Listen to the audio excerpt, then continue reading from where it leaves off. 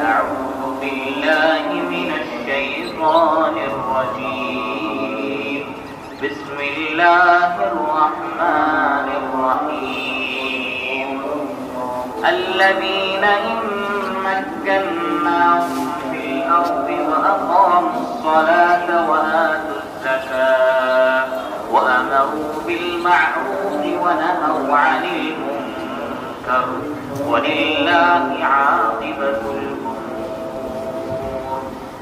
وقال رسول الله صلى الله عليه وسلم ارحموا من في الأرض يرحمكم من في السماء أو كما قال عليه الصلاة والسلام. اللهم صل على محمد وعلى